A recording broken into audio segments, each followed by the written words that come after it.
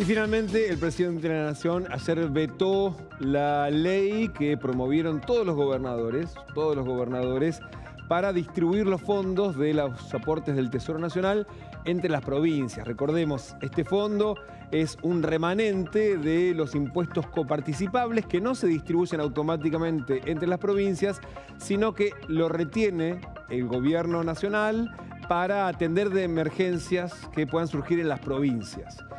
Históricamente, este fondo se lo queda el gobierno nacional, no solamente el gobierno de Milei, tanto el gobierno de Alberto Fernández como el de Macri, como el de Cristina, siempre se lo fueron quedando porque no se termina de distribuir todo, más allá de que se distribuye con una absoluta discrecionalidad, porque no hay un criterio para establecer qué es una emergencia. No, un funcionario decide, están en emergencia, sí, se la gastaron toda en piñatas y se quedaron sin plata, entonces les mando plata. Eso puede ser también una emergencia y eso es lo que vino ocurriendo durante todos estos años y ahora en este contexto que de motosierra y que no hay dinero para las provincias dijeron, bueno, reportámoslo, que no se lo quede la Nación, lo sumamos al resto de los impuestos que se coparticipan. Se aprobó esta ley en ambas cámaras y ayer el presidente las vetó. ¿Con qué argumentos? Vamos a repasar qué dicen los considerandos de este decreto de veto.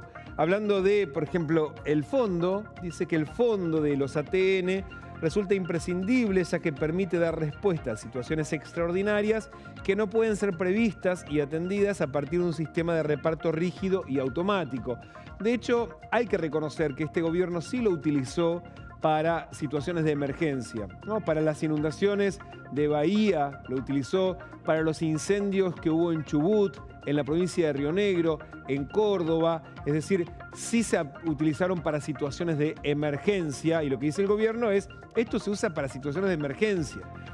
Avancemos y que la ley de ATN, es decir, repartirlo automáticamente y que no quede un fondo para emergencias, dice que priva al Estado Nacional de una herramienta de acción inmediata frente a emergencias y desequilibrios financieros que requieren decisiones rápidas y acordes a su carácter imprevisto. Agrega además el presidente de la Nación, en el decreto de veto que firmó junto a todos sus ministros, dice que implementar esta norma podría conducir a una extrema vulnerabilidad de las provincias frente a emergencias, afectando no solo el federalismo fiscal, sino también la prestación de servicios básicos a los ciudadanos en circunstancias excepcionales. Acá un argumento, entonces, toda esta parte de argumentos relacionadas con este tipo de recursos se usan para algo específico. Si me lo quitan, no puedo atender a situaciones de emergencia. Después, el presidente usó otro argumento que tiene que ver con la calidad de la norma que está en discusión, que es la ley de coparticipación. ¿Qué dice el gobierno? Que cualquier iniciativa legislativa que pretenda alterar la configuración de los recursos comprendidos en la ley 23.548, o sea, la ley de coparticipación federal de impuestos, debe necesariamente tramitarse en el marco de un convenio debidamente consensuado entre la Nación y todas las jurisdicciones. ¿Esto es capricho del gobierno? No. Así está establecido en la Constitución Nacional, que le da a la ley de coparticipación un carácter especial, que para poder en su momento sancionarse por primera vez o eventualmente reformarse, tiene que haber primero un convenio entre todas las provincias y la Nación, después sancionar la reforma y después de eso, para su implementación, tiene que ser aprobada por todas las legislaturas provinciales.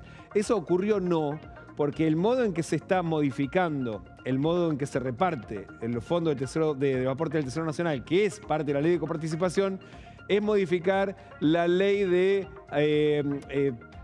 permanente de presupuesto, es decir, donde se establecen las reglas para formalizar el presupuesto nacional. O sea, fue una trampita que hicieron los gobernadores, que se pusieron de acuerdo, pero no hubo un convenio marco.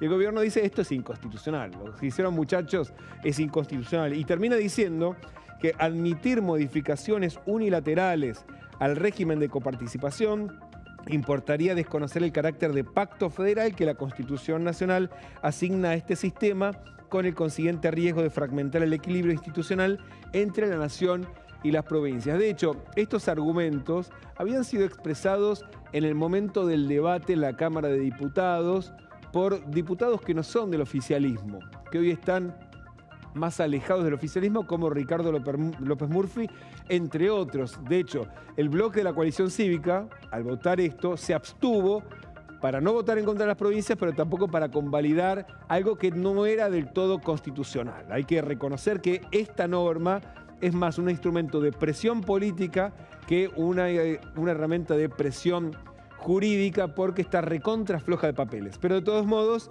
fue un acuerdo entre todos los gobernadores. Sí tiene mucho peso político esta ley que ayer vetó el presidente de la Nación. ¿Y en qué contexto?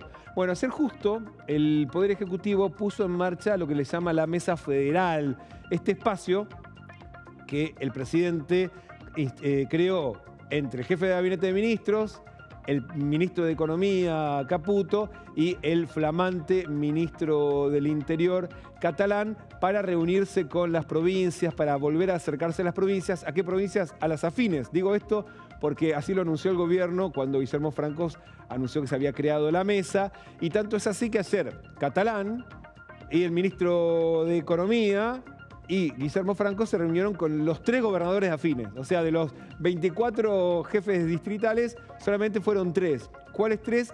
Y los que formalizaron acuerdos electorales con el gobierno nacional, ¿no? Esdero de Chaco, Frigerio de Entre Ríos y el gobernador Cornejo de Mendoza. Son los 3 radicales, 2, 1 del PRO, Frigerio, con los que La Libertad Avanza tiene un acuerdo electoral para las elecciones de octubre. Esos son los que fueron a la Casa Rosada ayer. No hablaron después. El que sí habló después de esta reunión fue el ministro de Economía, Caputo, que es uno de los integrantes de esta mesa. Estuvo anoche en su propio programa de streaming, en el Streaming Carajo, que lo conduce el gordo Dan, no está en ese programa. Ahí está con Daza y con Bausili, otros funcionarios del área económica. 3 anclas se llama este programa, y ayer Caputo contó el sentido de esta mesa federal y dio un dato político que a uno le llama la atención. Dijo que tanto a él como al presidente no le gusta la política, pero que ahora se tuvieron que poner al frente de la política precisamente para revertir el resultado electoral del domingo. Esto dijo anoche Caputo sobre la mesa federal. En mi caso en particular me pidió de participar en la mesa federal, o sea, en la mesa con los gobernadores. Y para mí, que tampoco me gusta la política como al presidente, pero entiendo que sí, que es importante, muy importante participar en esta mesa. Si nosotros queremos seguir como queremos, en esta línea de reformas, que insisto, es para lo que venimos, ese es nuestro, como dice el presidente, nuestro job description, entonces necesitamos más gobernabilidad, y de eso no hay duda. Y las mesas, estas, obviamente que van a ser mesas ejecutivas. Necesitamos más gobernabilidad, es fuerte lo que dice el ministro de Economía, y entiende el gobierno que esa gobernabilidad adicional depende en especial de los gobernadores, que son los que tienen, por ejemplo, el peso como para en 2 semanas lograr que se sancione una ley como esta, que reparte plata en forma automática entre las provincias, y también los que pueden, por ejemplo, lograr que el Ejecutivo sostenga vetos en el Congreso de la Nación. Es clave la relación con las provincias, porque el gobierno se dio cuenta que lo que pasó el domingo puede también replicarse en el resto de las provincias si no vuelve a generar un vínculo como mínimo ameno con los gobernadores. El tema es cómo fueron tomando la mesa, el veto de los gobernadores. Bueno, de hecho, ayer el gobernador Puyaro de Santa Fe, que venía siendo un aliado, es cierto, no es de los tipos que más flores le tira a la Casa Rosada, pero es el que más le pega al kirchnerismo. Entonces, juega bastante a favor de los argumentos del gobierno nacional. El gobernador de Santa Fe ayer habló precisamente de la convocatoria a la mesa federal y también del veto presidencial a la ley del reparto de los fondos de los ATN. Nos hemos opuesto al recorte a las universidades, nos hemos opuesto al recorte a la discapacidad, pero en términos generales apoyamos la ley Bases, apoyamos el Pacto de Mayo, porque entendíamos que eso le hacía bien a la República Argentina. Entonces podríamos estar trabajando juntos para sacar a la República Argentina adelante sin tener que pensar que hay una amenaza del kirchnerismo en volver al poder. ¿Ahora alcanza con la convocatoria de Franco sobre el flamante ministro del Interior catalán o tiene que ser el presidente? De Milei cara a cara con los gobernadores. Bueno, yo en esto quiero ser muy respetuoso, pero entiendo que quien debería convocar sería el presidente de la República Argentina. Nosotros, como provincia, firmamos un acuerdo con Guillermo Francos, quien es una persona muy correcta, pero no nos han cumplido absolutamente nada ese acuerdo que hemos firmado con él.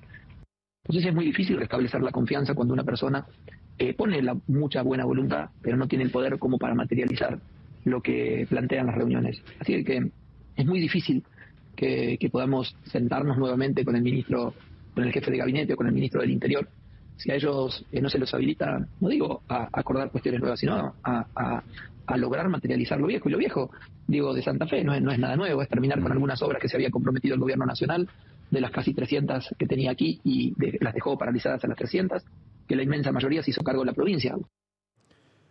Ahí estaba Puyaro, lo estamos escuchando un poquito rapidito, pero lo cierto es que ahí así fue recibido por la mayoría de los gobernadores. Ya lo habíamos escuchado también a gobernadores menos cercanos a la Casa Rosada, diciendo también, ahora a Valdés, que fue recontra cercano y ya no.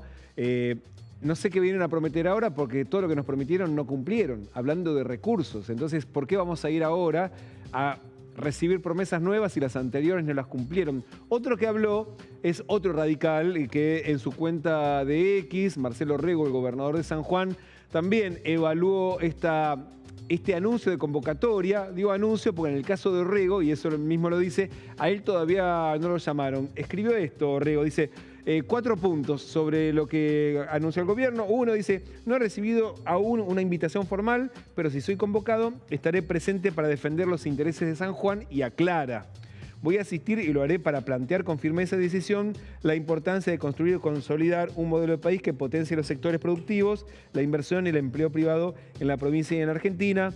Y después que desea que el gobierno le vaya bien, pero dice, para lograrlo es clave que el gobierno escuche al interior. Dice, van a colaborar, pero a reclamar lo que les pertenece. Y otro que fue bastante más duro es el ex gobernador Schiaretti, candidato a diputado por Provincias Unidas en la provincia de Córdoba. Lo traemos especialmente porque es la cabeza de lo que va a ocurrir hoy en Río Cuarto, en la provincia de Córdoba. ¿Qué dijo Schiaretti? El gobierno nacional se quiere quedar con los recursos que les pertenecen a las provincias, por eso vetó la ley de ATN. Los aportes del Tesoro Nacional no son propiedad del presidente ni del Ministerio de Economía, son recursos que nacen en las provincias y deben volver a ellas de manera automática, transparente y justa. Y bueno, después avanza una crítica del centralismo, etcétera.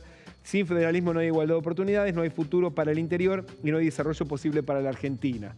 Schiaretti, de hecho, hoy va a ser el anfitrión junto al gobernador Yarlora, en Río Cuarto, de la primera reunión del grupo de los gobernadores de Provincias Unidas, donde está Puyaro, donde está Yarlora, donde está también el gobernador de Jujuy y también el gobernador de Chubut y el de Corrientes.